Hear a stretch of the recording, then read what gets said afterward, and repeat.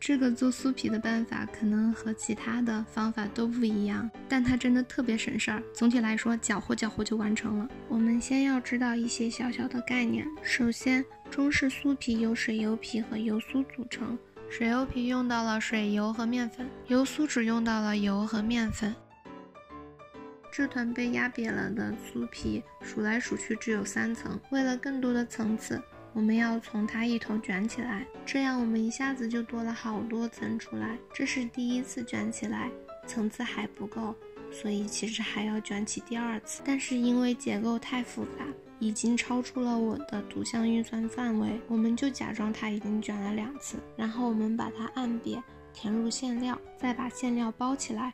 于是我们又重新得到了一个球，但是这次油酥和油皮都变成了它的外皮，而且层层叠叠的。然后我们就可以把这团按扁，做成各种各样的造型了。如果填的是肉馅儿，就可以做成苏式月饼；如果填的是糖馅儿，就是老婆饼；如果切一下子，就变成各种各样的花酥。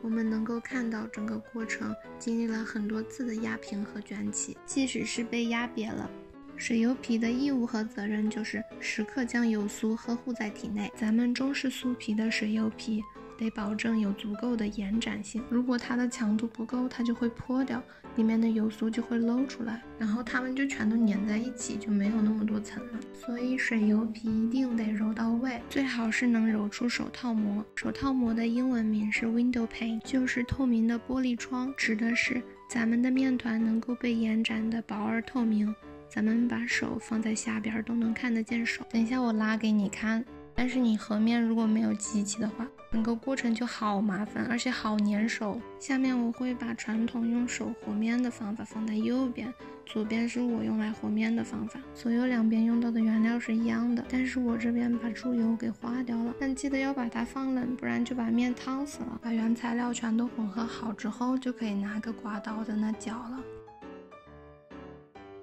我们就能成功搅出一团破抹布。然后我们把它密封好，让它休息一下子。这一次我们捞起了一条毛巾，然后毛巾也应该去睡觉了。右边的另一个我还在玩泥巴，感觉它休息的差不多了，我们就又用刮刀来骚扰它。骚扰它的时候也都是不固定的，你想骚扰个10几20秒就够了，然后你想多骚扰一会儿也没有关系。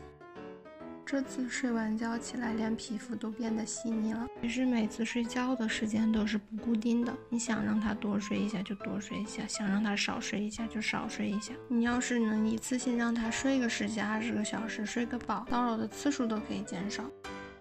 右边的另一个我现在开始搓衣服，我这里每次睡20分钟只能搅小气。比如说你第2天想做酥皮点心，你头天晚上就可以把泥巴和好，密封好，放冰箱里面冷藏，第2天就可以少搅几次泥巴。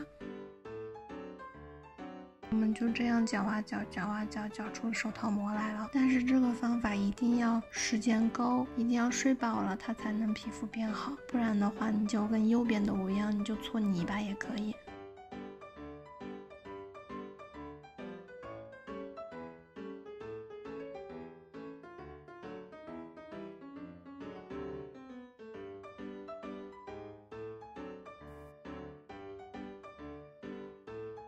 右边的我揉的也差不多了，但是离完全透明的手套膜还差一点点，它表面还是有一点点粗糙。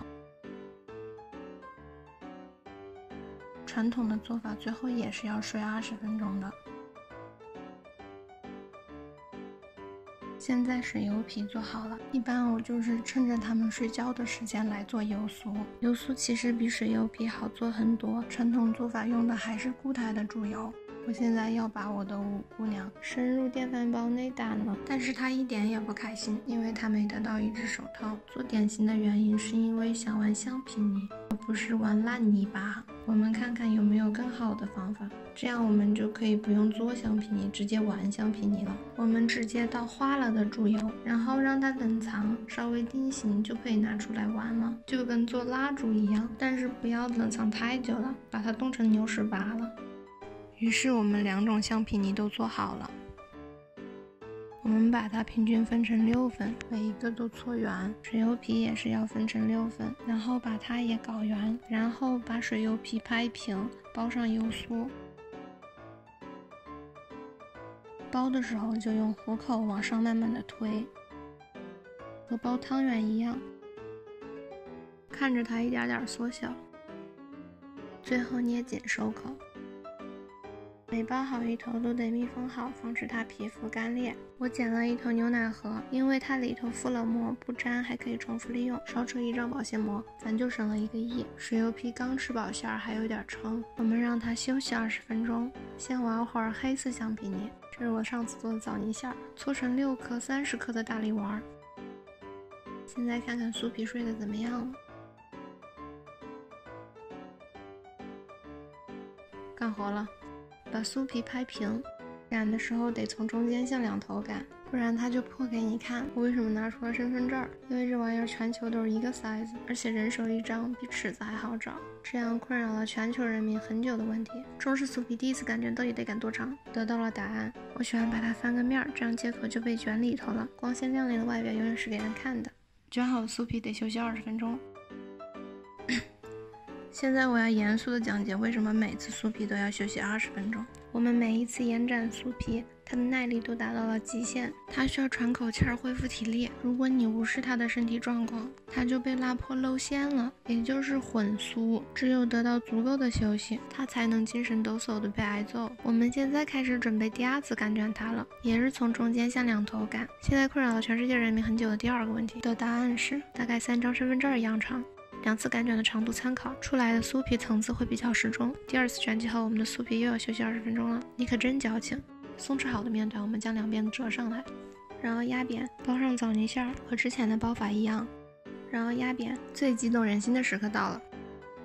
整形好了的花酥表面可以涂点蛋液，然后撒上芝麻就是花蕊了。但是我显然不会因为这个浪费一头鸡蛋。烤箱180度20分钟就行了。如果室温太高，酥皮会很黏，不好操作。密封好放冰箱冷藏降温，会更方便塑形。